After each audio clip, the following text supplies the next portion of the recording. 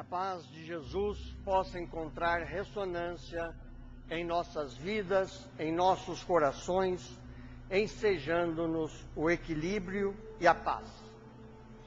A gente agradece as meninas e os meninos do coral que abrilhanta sempre as nossas noites aqui. Hoje nós vamos falar de lar e família. Contudo, eu quero fazer uma introdução. No mundo antigo, conheceu 7 maravilhas nascidas da mão humana. O túmulo de Malsolo em Alicarnasso, a pirâmide de Quéops, o farol da Alexandria, o colosso de Rhodes, a estátua de Zeus na Olímpia, o templo consagrado a Diana em Éfeso e os jardins suspensos de Semíramis na Babilônia. Mas o soberbo sepulcro que Artemísia II mandou erigir em memória do esposo é algo que pertence ao passado. A grande pirâmide do majestoso faraó é um monstro glorioso e frio, fustigado pela inclemência das areias do deserto. O garboso farol de 400 pés de altura eclipsou-se nas brumas do passado. A estátua de Zeus na Olímpia, que teve um toque de Fídias, o admirável escultor, foi destruída por tremores de terra e os seus pedaços vendidos a famosos usuários. Os jardins suspensos de Semíramis consumiram-se com o pó. E o templo consagrado a Diana, em Éfeso, foi queimado e destruído. Na época atual, existem inúmeras maravilhas. Por exemplo, os arranha-céus de Nova York, que parecem dedos graníticos apontados para os céus. O canal de Suez, que une o Ocidente com a Ásia através do Mar Vermelho.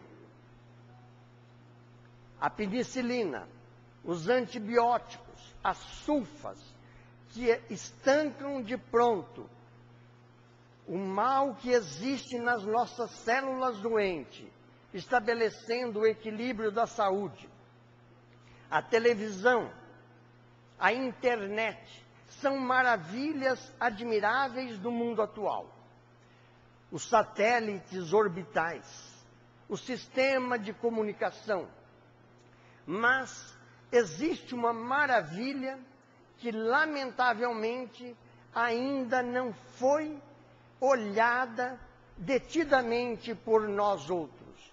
Referimos-nos ao lar, essa pequena agregação humana que se denomina família, que é a maior maravilha que existe no planeta Terra. No entanto, quando a gente diz que o lar é uma maravilha, possivelmente muitos pensaram, será que é? Neio Lúcio, no livro Jesus no Lar, diz que o lar na Terra é a mais sagrada oficina do universo, que é nele que aprendemos a refundir sentimentos, santificar impulsos e enobrecer ideais. É aí, diz Neio Lúcio, que as sublimidades espirituais nos situam a alma para o abençoado aprendizado da vida. No entanto, quantos lares já foram desfeitos ou estão em vias de extinção? Por que será que o marido não entende a esposa? Por que será que a esposa não entende o marido? Por que será que existe o conflito dos filhos com os pais? E dos pais com os filhos? É que nós, meus irmãos, na época atual, cultuamos muito uma coisa chamada egoísmo em detrimento de outra chamada amor. Na época atual, nós fazemos do egoísmo a nossa maneira de ser. O melhor carro, a melhor casa. Se a pessoa mora lá no solo sagrado, ele quer morar no parque industrial. Se ele mora no parque industrial, quer morar na Boa Vista. Se mora na Boa Vista, ele quer morar em um outro lugar melhor. E nesta luta titânica do melhor emprego, do melhor salário, da melhor roupa, nós nos esquecemos da construção interior que é dentro do lar. É muito normal que no namoro, no noivado, tem até um poema do sertanejo antigo que dizia: ah, meu bem, a lua, uma choupana, ou melhor, uma choupana, o luar e você. Mas, passado os primeiros encantos do noivado, passados os primeiros encantos, onde assinamos o contrato nupcial, foge como fumaça a evolar-se no espaço o equilíbrio, a serenidade e o amor. Por quê? Porque nós ainda não aprendemos a cultivar o equilíbrio e a serenidade dentro do lar. Isso sem falar daqueles que escondem as suas reais características, as suas reais deformidades do caráter durante o noivado e o namoro, para depois do contrato nupcial abrirmos com toda a energia possível as comportas do nosso desequilíbrio, alimentando a desarmonia e a segregação dentro do lar. Vocês acham que tem noivado de provações? O que vocês acham? Tem noivado de provação? Tem? Não, não tem. Quando me perguntam isso, já me perguntaram quando eu estava no Kardec, já me perguntaram aqui, que a pessoa está noiva de alguém e sente que essa pessoa tem o caráter torto, seja no vício, seja na mentira, seja no que for. E eu digo o seguinte: está em tempo de você não fazer compromisso.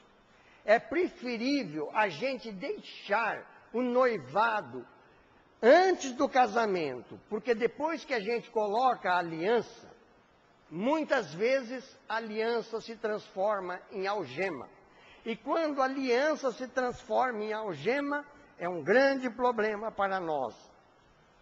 André Luiz, no livro Nos Domínios da Mediunidade, diz que casar não é encetar uma viagem ao jardim da ilusão, nem música que se eterniza no tempo acolhedora e sonora.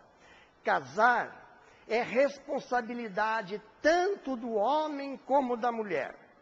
Porque quando a gente realmente se respeita, se ama, e se a gente realmente gosta um do outro e se propõe a criar uma família, nós temos que entender, principalmente nós espíritas, nós temos que entender que o lar não é formado aqui na terra, que o lar tem as suas raízes lá no plano espiritual.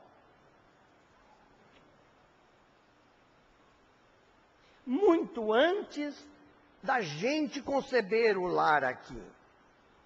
Humanos que somos, muitos de nós, ou melhor, se perguntássemos aos pais o que eles esperam dos seus filhos, ou por que estão criando os filhos,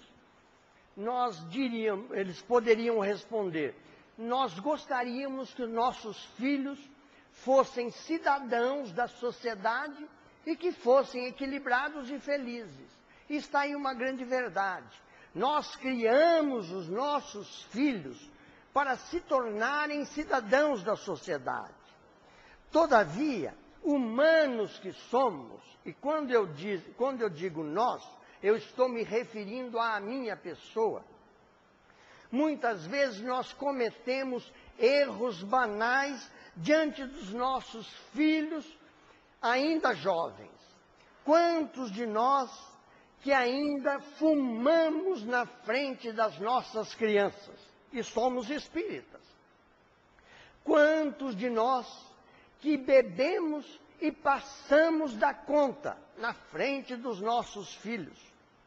Como é que nós vamos dizer ao nosso filho para não fumar, se nós estamos com um cigarro na mão?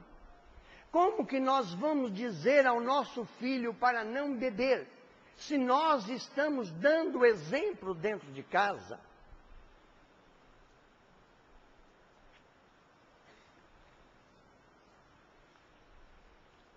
A maior doença, a maior chaga que existe hoje na sociedade são os vícios. Principalmente quando a gente faz do nosso lar um bar. Aliás, o José Raul Teixeira, fazendo uma palestra na USE, ele disse que agora é moda. Todo espírita tem um barzinho na casa dele.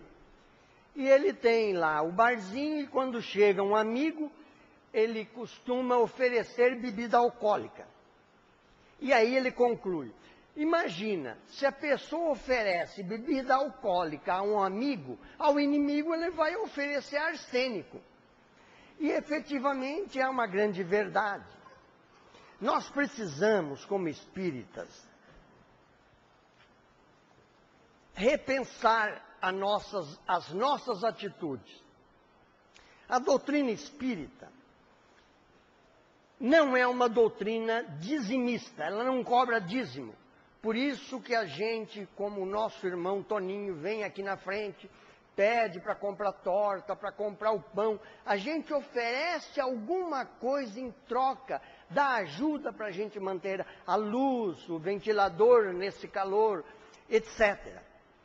Mas, ao mesmo tempo, é uma doutrina que não cobra, se você beber, você vai para o inferno. Porque a gente sabe, aliás, a gente apregoa que não existe inferno. Mas, por outro lado, nós sabemos que quando fumamos, nós estamos nos tornando um suicida consciente.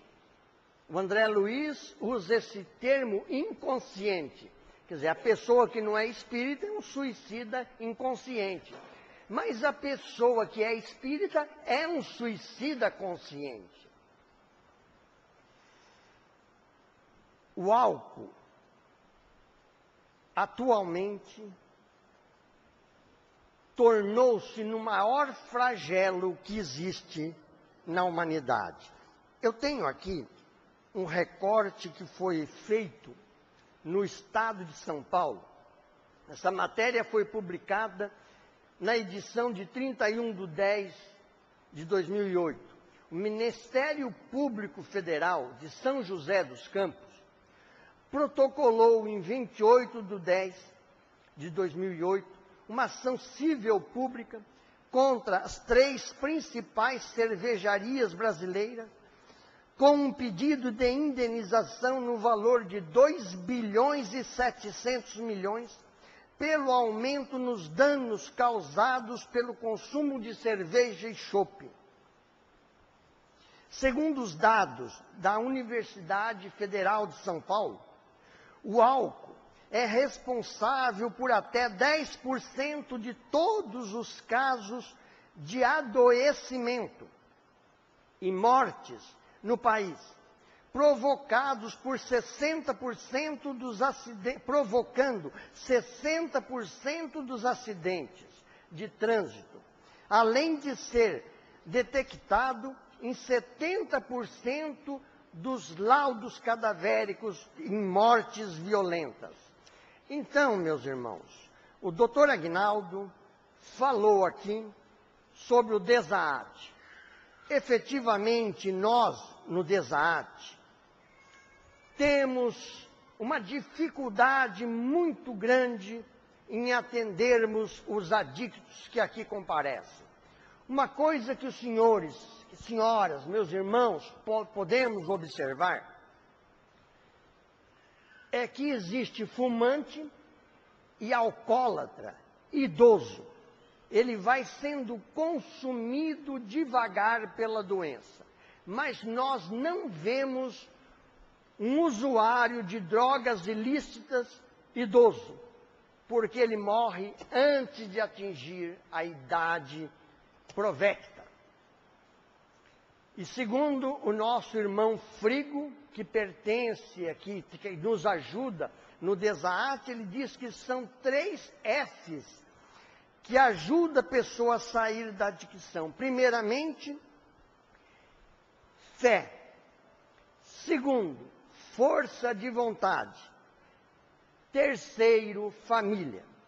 Quando a gente diz força de vontade, não adianta a pessoa tomar remédio para parar de fumar se ele não tiver força de vontade e querer parar de fumar realmente.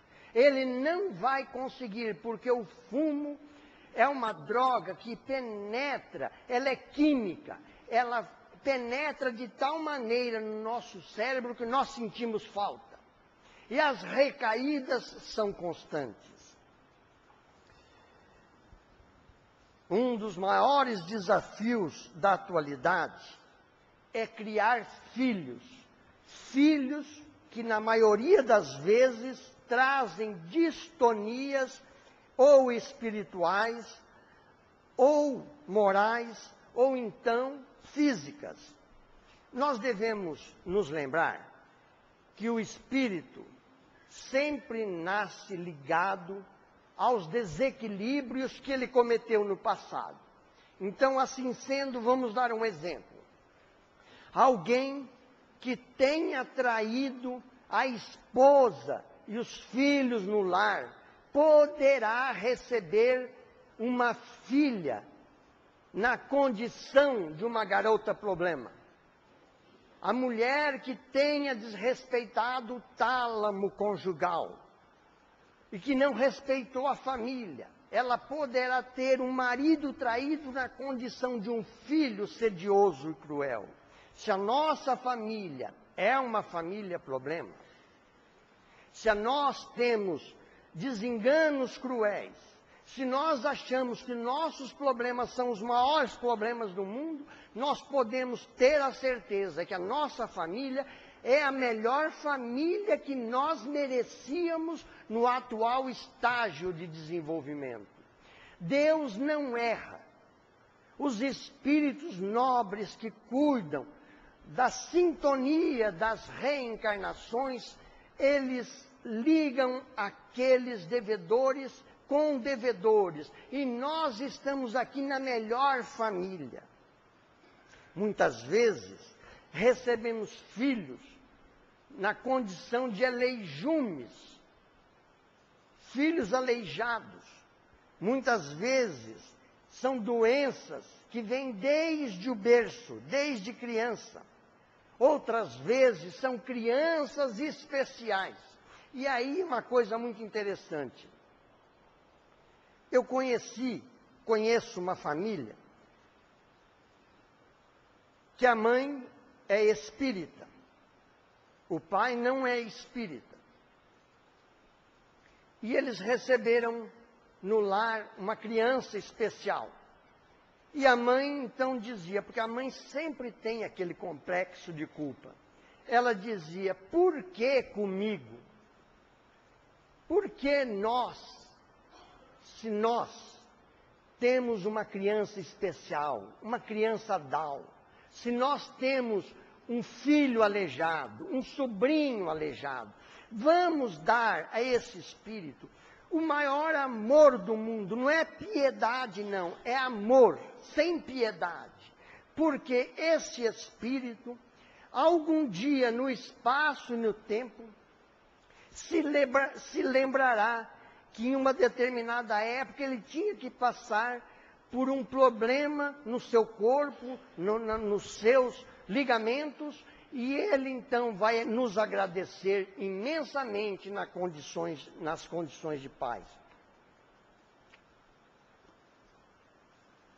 Na pergunta de número 582 do Livro dos Espíritos, 582, Allan Kardec pergunta: pode-se considerar a paternidade como uma missão? Obviamente a mãe também está inserida. É sem contradita, diz o Espírito da Verdade, uma missão e, ao mesmo tempo, um dever muito grande que implica mais do que o homem pensa na sua responsabilidade no futuro. A essência da família repousa na cooperação, repousa no entendimento, muito mais do que na convivência. É muito comum a gente confundir lar com casa. E casa é isso aqui, algumas paredes e um teto em cima. Mas lar não. Na casa, a pessoa não vê a hora de sair e retarda a hora de voltar. No lar, a gente demora para sair e chega o mais rápido possível porque se sente feliz. Na casa, existe desentendimentos, existe desequilíbrio na família. No lar, a família se equilibra através da serenidade, do amor e do perdão. E falando em lar, nós não poderíamos deixar de falar na figura da mãe, na figura da mulher. Porque a figura da mulher no lar, com todo respeito aos homens, eu acho que não tem... Eu vou ver se eu consigo fazer a figura aqui, que eu esqueci de pedir ao Toninho para fazer. O lar, no capítulo 20 do livro Nosso Lar,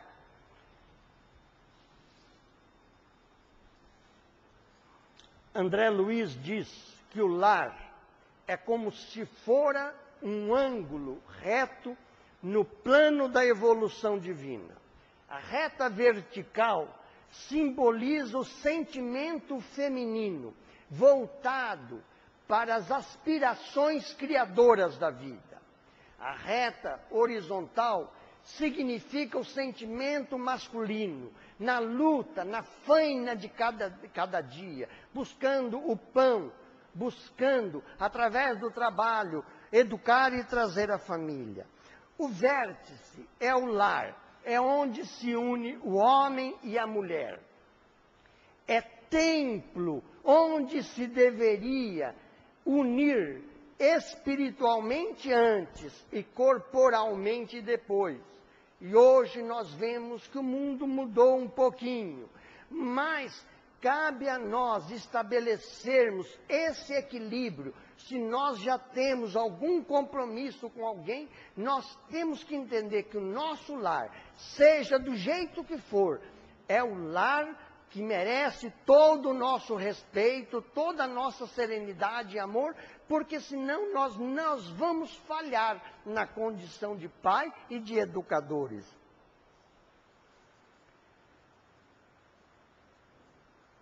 Quando a gente fala da figura da mulher, vocês vão me ajudar um pouco. Quem é que trabalha fora, chega em casa, tem que lavar e passar quando não tem empregado? A mulher. Muito bem. Quem é que leva a criança na escola, geralmente? Mulher. Quem que é a conselheira quando os filhos estão com problema? Quem que eles procuram primeiro? Quem é que leva o filho ou a filha no médico? Quem é que te levou na escola, no primeiro dia de escola? Quem é que te levou? É por isso que tem Dia Internacional da Mulher e não tem Dia Internacional do Homem.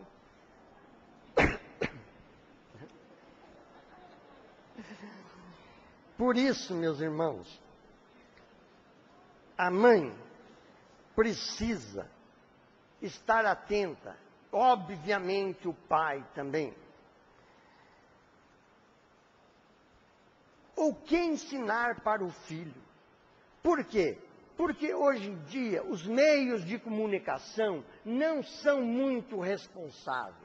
Nós vemos as novelas, por exemplo, que estimulam a pessoa a beber.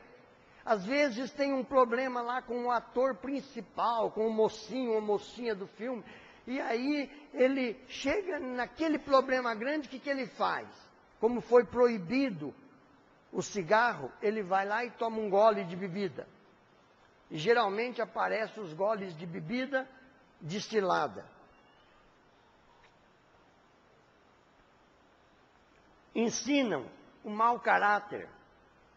Se a gente for olhar, ensinam que beber resolve o nosso problema. Os meios de comunicação desqualificam as pessoas, por isso nós precisamos selecionar. Olha, esse negócio da morte daquela menininha, esse problema da Eloá, eu não vi, porque quando começava a falar, eu mudava de canal. Porque nós que temos a televisão aberta, que não é via cabo, a gente não pode selecionar muito. Então é melhor pegar um livro e ler um livro bom do que assistir, principalmente programas do tipo do Datena, que não leva a nada. Que, aliás, leva o lar para baixo. Se a pessoa está para baixo, assiste o Datena, fica mais para baixo ainda. Quer ver uma coisinha simples que nós precisamos ensinar aos nossos filhos?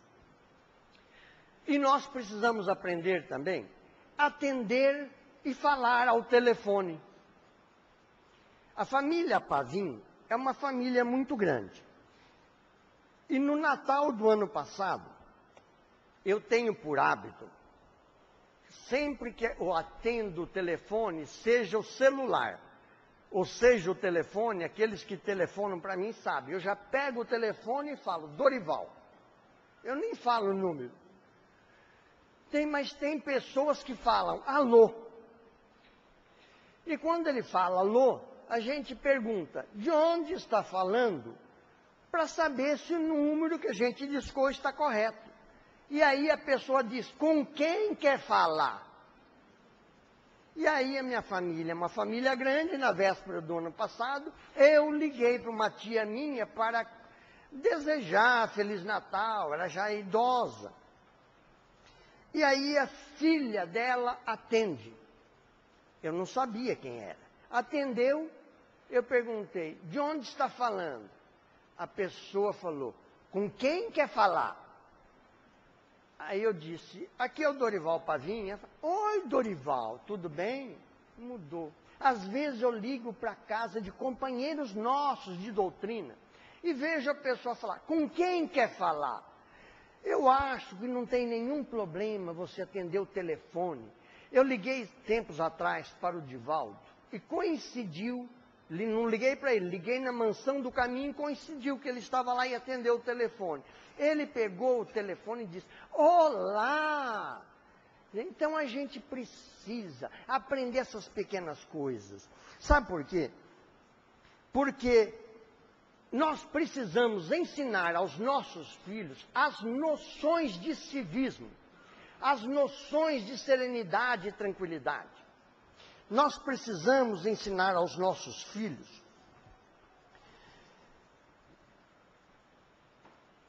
que façam lá fora aquilo que nós gostaríamos de receber. Por exemplo, eu sei que muitas pessoas que vêm a esta casa, eu sei de muitas pessoas que vêm de ônibus.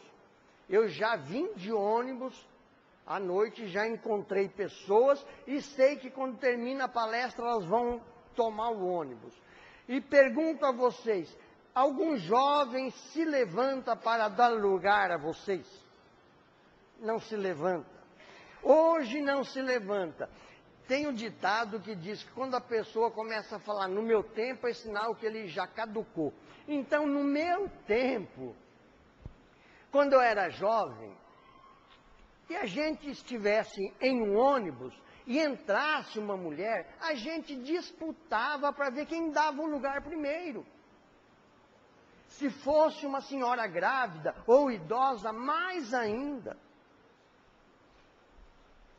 Esses dias eu peguei um ônibus, Aguinaldo, e aí, quando eu peguei o ônibus, estava cheio de estudante, ninguém deu o lugar. E como eu caminho quase todos os dias 6 quilômetros, eu não precisava de lugar de ninguém, graças a Deus. Mas 3 pontos à frente, entrou um senhor, bem velhinho, até com dificuldade para subir aqueles degraus altos. E eu estava segurando naquele ferro que vai da capota do ônibus ao soalho. Quando eu vi que o senhor entrou e que ninguém deu lugar, eu afastei-me e deixei ele ficar na minha frente. Não deu outra. A hora que o motorista arrancou, o velhinho veio para trás e eu segurei. Passou a marcha, ele foi para frente e eu segurei. Passou outra marcha, ele veio para trás. E assim foi acontecendo. E eu falei ao ouvido dele, não se preocupe que o senhor não vai cair. Aí, uma estudante, vendo aquele trabalho todo que eu estava tendo para segurar o senhor idoso, ela disse, olha, fala para ele sentar aqui, eu vou descer mesmo. Então, nós precisamos ensinar civismo aos nossos filhos. Aqui na doutrina espírita, a gente tem que dar o exemplo quando nós estamos dirigindo um carro e a pessoa fecha o carro. Já contei aqui a história da pessoa que me perseguiu para xingar. Então, nós precisamos tomar muito cuidado, sabe por quê? Porque nós temos uma religião que eu considero a melhor religião que existe.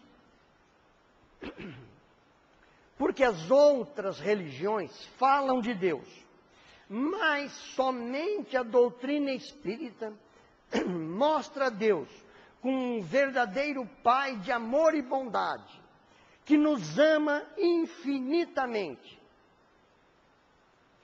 As outras religiões nos esclarecem, mas somente a doutrina espírita fala da reencarnação, que a vida continua após esta existência.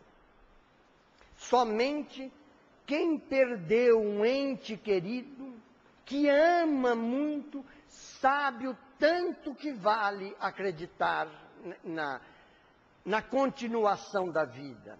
Ainda hoje, viu, Valdir, eu visitei o Ângelo. Ângelo é uma pessoa que nós atendemos aqui no Desarte. Ele precisou fazer transplante de pulmão, ele precisou fazer muita coisa, levado pelo cigarro e pelo álcool. E ontem, o Chadinha e eu fomos visitá-lo. E eu falei ao ouvido dele do amor de Deus por ele. Falei que a vida é uma dádiva dos céus. Preparei-o para a morte que estava chegando. E hoje, ele foi, na noite mesmo, ele já foi para a UTI. E hoje, a esposa dele telefonou me agradecendo e pediu para agradecer ao Chadinha, que estava comigo. Recentemente, eu fui chamado para atender um jovem com AIDS que estava passando muito mal. E eu percebi que ele estava naquele momento já morrendo. Mas a família toda em cima, ela não permitia que ele se equilibrasse. E aí eu pedi à família, por favor, vocês podem ficar na sala e me deixar aqui no quarto, sozinho com ele? Pedi a um jovem que frequentava a Mocidade Espírita de Rio Preto, que hoje já é idoso como eu, que ele ficasse comigo. E eu comecei a falar no ouvido dele. Eu sentei-me próximo da cama, encostei-me no ouvido dele e comecei a falar de Deus, dos céus, da maravilha, que a vida continua após esta vida. E ele foi fechando os olhos, e eu percebi que ele ia entrando, e comecei a descrever paisagens, comecei a descrever lugares magníficos. Comecei a falar da outra vida, que ele poderia ter uma outra oportunidade lá no plano espiritual, para que quando ele voltasse aqui, ele tivesse melhores condições. E ele fechou os olhos docemente e entregou-se nos braços bendita da morte. Mas, falando de lar, voltando a André Luiz, porque eu costumo dizer, viu, Aguinaldo, que nós podemos conhecer toda a obra kardeciana, podemos ter perfeito conhecimento, mas se nós não estudarmos André Luiz, nós não conhecemos o Espiritismo. Não adianta ler Zíbia Gasparetto, porque ela não informa do ponto de vista doutrinário. Zíbia Gasparetto é uma autora que vale a pena a gente comprar um livro para dar para quem não é espírita. Mas para espírita nós temos que procurar obras que nos ensinem, que nos elevem, que nos deem informações. No livro Nosso Lar, eu costumo até dizer que o Nosso Lar é a obra mais fantástica que existe depois da codificação. Porque o tanto de informações que ele tem, a gente precisa estudar o Nosso Lar. Eu já devo estar na 20ª vez lendo o Nosso Lar, e cada dia eu me pego com uma nova informação. Para a noite de hoje, que nós estamos falando de família, a dona Laura disse o seguinte para André Luiz: na fase atual evolutiva do planeta, existem na esfera carnal raríssimas uniões de almas gêmeas, reduzidos matrimônios de almas irmãs ou afins, e esmagadora porcentagem de ligações de resgate. O maior número de casais humanos é constituído de verdadeiros forçados sob algemas. Por isso que nós não nos entendemos dentro do lar. Por isso que tem os atritos da família. Mas cabe a nós, pais espíritas, nos equilibrarmos no amor de Deus e nos conhecimentos da doutrina para mudar a nossa condição dentro de casa, transformando-nos em tutores espirituais dos nossos filhos. A família é uma agência educadora por excelência. Mas como agenciar educação se nós ainda não nos educamos com relação aos vícios, com relação aos palavrões que falamos diante dos filhos, com a gritaria que nós temos com relação aos filhos, com a bateção de porta dentro de casa? São pequenas coisas que nós temos que estar equilibrados. Dê ao seu filho uma religião, não importa qual seja, mas de preferência que seja espírita, porque na doutrina espírita ele aprenderá que não existe céu de eterno gozo e nem inferno de sofrimento sem fim, mas que nós somos o arquiteto do nosso destino, e que nós podemos, através da nossa vontade, mudar o nosso amanhã. Como disse essa frase, somos os únicos responsáveis pelos efeitos dos nossos atos. Não adianta a gente culpar outra pessoa pelos nossos vícios. Não adianta a gente culpar o filho do vizinho porque o nosso filho é um santo. O vício não está na carne. Costuma-se dizer que a carne é fraca, embora o espírito seja forte. Na realidade, o viciado é o espírito. E o espírito é que leva a carne à viciação. Porque a carne é matéria. E a matéria não se compõe. Ela não realiza. Quem realiza é o espírito através da matéria. O lar é a primeira escola. O trinômio lar, espiritismo, escola, fazem parte da mesma equação. Por isso, meus irmãos, vamos respeitar os doentes que nós temos em casa. A doença, quando chega, é uma provação não somente para o doente. Às vezes, para o doente nem é provação. A provação maior é para a família, que muitas vezes sofre muito mais e tem que realizar muito mais coisas. Evitemos descartar parentes difíceis, porque os parentes difíceis estão na nossa rota de transformação. Tenhamos paciência com os idosos, com os nossos idosos, porque nós também vamos envelhecer. Muitos de nós já envelhecemos. E se nós não tivermos paciência com os nossos idosos, como reclamar paciência dos nossos filhos ou de alguém que vai cuidar de nós? Por isso,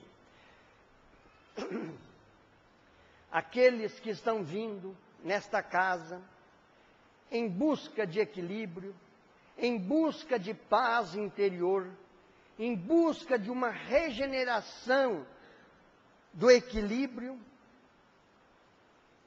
você que está doente, você que tem uma doença pertinaz, você que está procurando a religião depois que estragou o seu corpo, vamos olhar a religião de um modo diferente.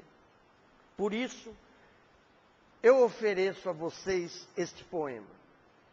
Senhor Deus, Pai dos que choram, dos tristes, dos oprimidos, fortaleza dos vencidos, consolo de toda dor.